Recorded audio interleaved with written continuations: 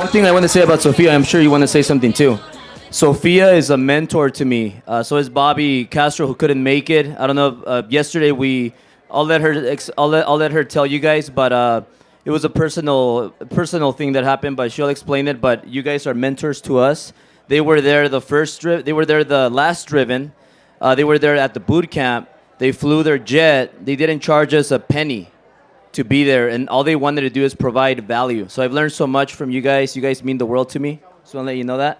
And then I know You guys are awesome. And we love you so much. I can't wait to go to Miami and party on your boat. That's right. and guys, this couple, Sophie and Bobby, build a billion-dollar company and exit it. So really excited what they have to share. Thank you. Thank you. I think I have this one. They might be. Yeah. Hello, can you hear me? Hello? Okay. Well, my name is Sofia Castro. I am Bobby Castro's wife. I know a lot of you follow Bobby. I'm just new into social media, so a lot of you probably don't know what I do or follow me yet. But Bobby, unfortunately, was not able to make it today for a family death. And so he was not able to make it, but he is really wanted me to tell you guys that he sends you his PMA and he really regrets not being here. But I'm here to tell you guys a little bit of our story. I know a bunch of you probably heard it yesterday, but I'm going to give you a little bit of insight of how we started. I'm a high school dropout. Also, Bobby is too. We didn't know that at the time that we met. We met when we were 18 and 22 years old. So we were just young kids. We come from a very humble beginning. None of us had any kind of entrepreneurship nor role model in our families. But when I met Bobby, he was already determined that he was going to be an entrepreneur. And when we started dating, he's like, if you're going to come and be, beside me, we're going to take this journey that's not going to be the normal one. So I had no clue what an entrepreneur was at that time. So I'm like, okay, whatever, let's go do this.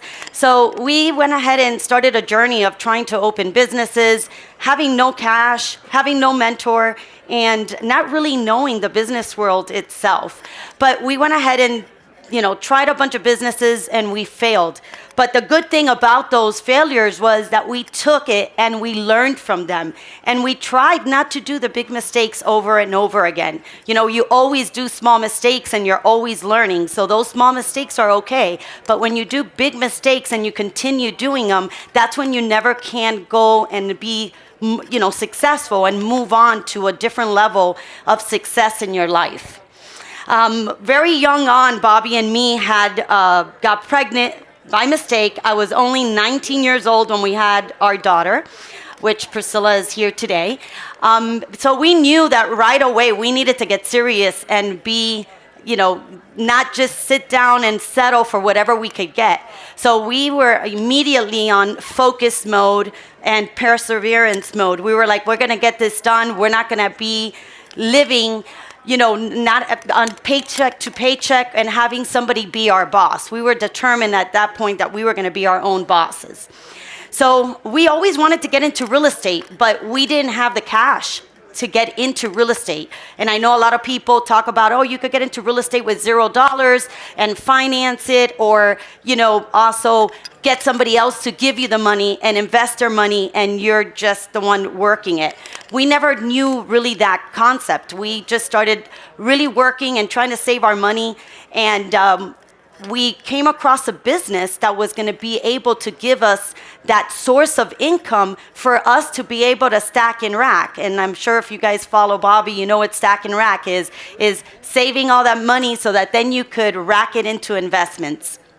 And we were able to do that by a company that my mother lent us for $1,800. That's all we had to our name. And we were able to get that business that we bought a manual for, which is, we didn't really know much about the business, but we knew that that was going to be our vehicle in order to be successful.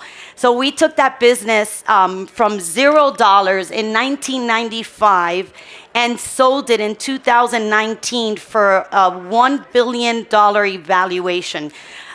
So, we really worked hard for that evaluation. And if you were here yesterday, we spoke a little bit on how we were able to get that business. But if I get into that, we're going to be here too long.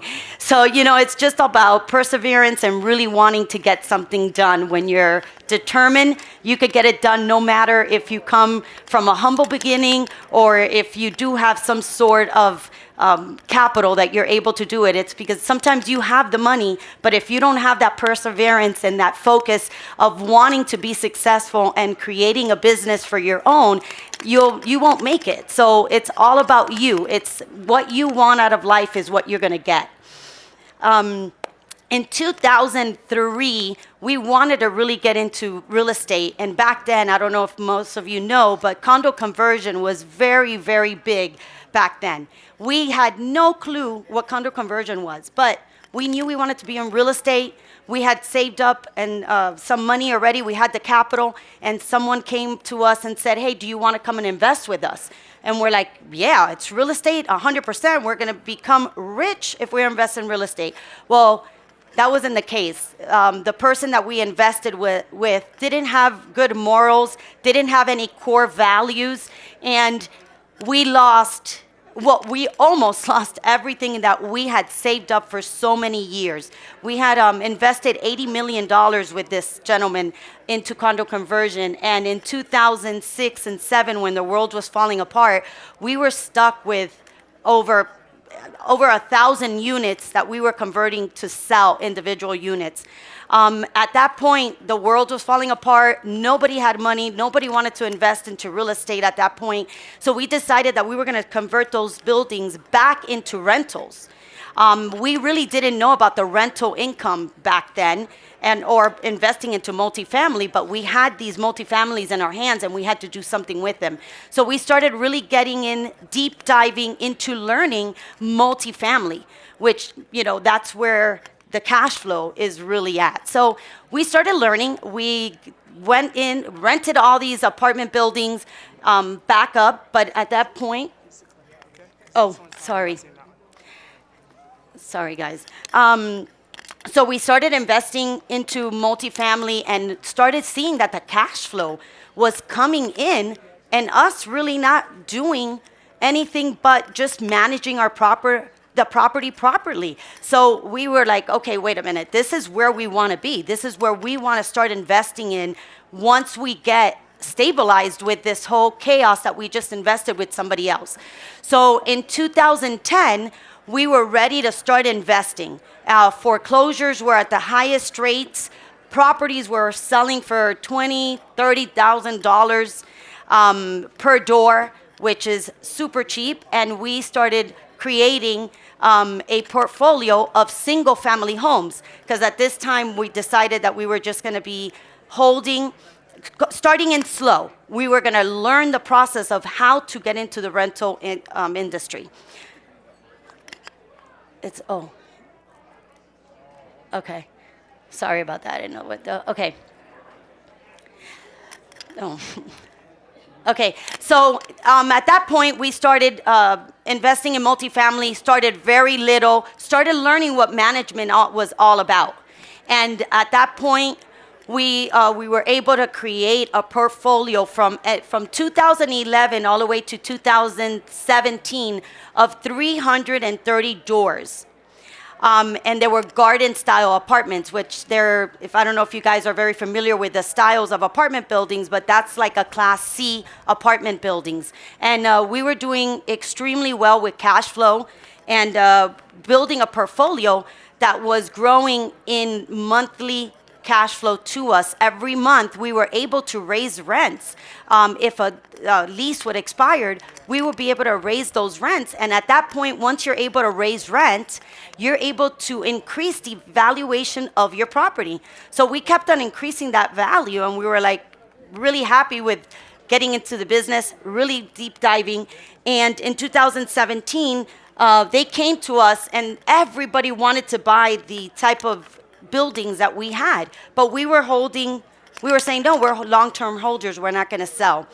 At the end of the day, we decided that we were going to move up and scale into different types of apartment buildings, and we sold those 330 units, and profited $18 million within 6 years of holding that portfolio. So that's what cash flow is able to do when you are invested into a property, that you're able to move up the valuation on a yearly basis just by increasing rents. So multifamily for us is where we love to invest. That's where all of our cash flow, that's where all of our capital goes, is to cash flow properties. So I'm going to show you, this is a crazy pictures. This is when me and Bobby first met. I was pregnant with my daughter there. I was 19 years old and Bobby was 23.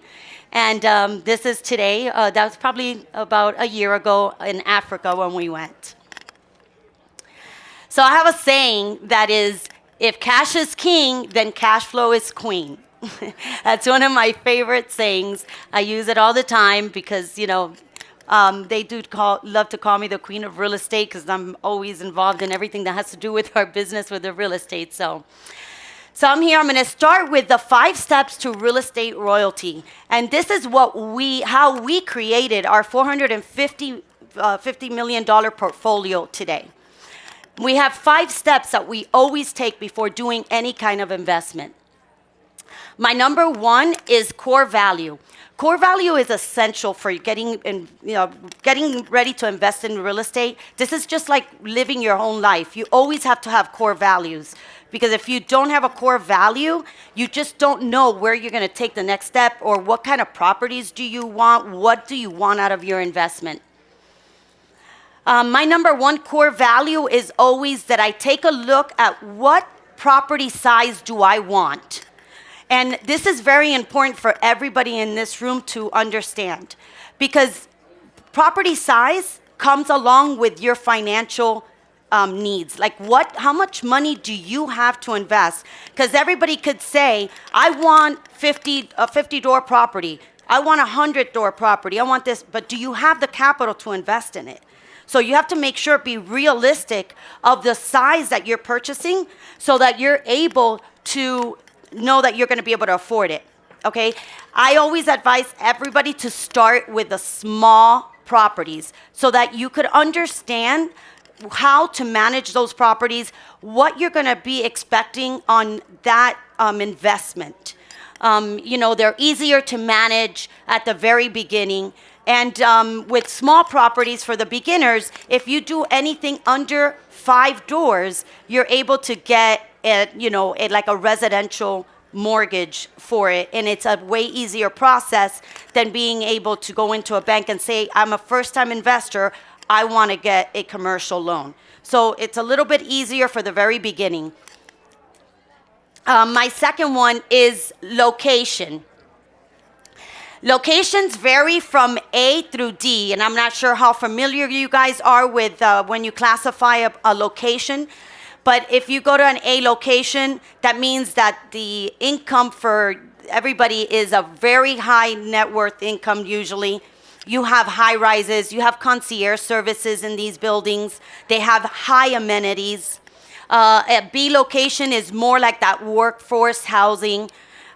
C location is when you have government assistance that they give, like Section 8 or some type of program that they allow low income. D location is more like the projects HUD homes. At the very beginning, when me and Bobby first invested, we started with the C location.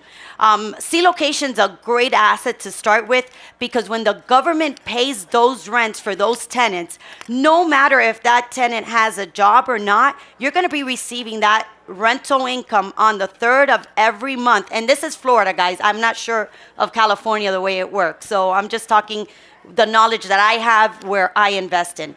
But so those assets are very good to start off with, because you're not going to be worrying about having to have big collections on your property. And today we only invest in B or A- properties. We have probably 2 A+ properties in our portfolios, and it was one of those circumstances that just fell on our lap. But what we mostly concentrate on is that B location. These are where we have properties at. We mostly concentrate in Florida because it's our backyard. We know it, we're there, we're able to drive to the assets, but we do have some in Texas and in Tennessee. The other one is asset class. We always look at what type of asset class do we want? Do we want the A's that you're going to have more of that high level tenant where you're going to have doctors, you're going to have attorneys, you're going to have that 100+ a year tenant. Then you have the properties asset class B, which is one of those more of the 3-4 story buildings with some amenities, not many. And C class is really having no amenities. You'll rarely find a C class that has a pool. If you do, that's one scattered. And then the D really has zero amenities. It's just more of that HUD housing, like I said. These are examples of properties that we own right now. Number one is an example of an A class. This is in El Paso, Texas. We just purchased this in April. It's a great asset. It's 400 units, and it is one of our most best properties on cash flow right now. It's our cash cow is what we call that property. Property 2, this property is a perfect example of what a B-class property is. It's 2 stories, garden style, has a pool, has a little park. Property 3, this is a perfect example of a C-class property. This is where the governments help you pay the rent. This is one of our first properties that we ever invested in. And property 4 is an example of a D-class property. See, it has no amenities. It is just straightforward. You have your apartment, and in and out you go. The other one is short-term or long-term hold. This is when you're going to go into a property knowing, are you going to hold it for a short term because it's a property that you're going to put a lot of money into it and you're able to sell it within a year or two and double or triple your investment in this property. This is where you're going to see a good large ROI.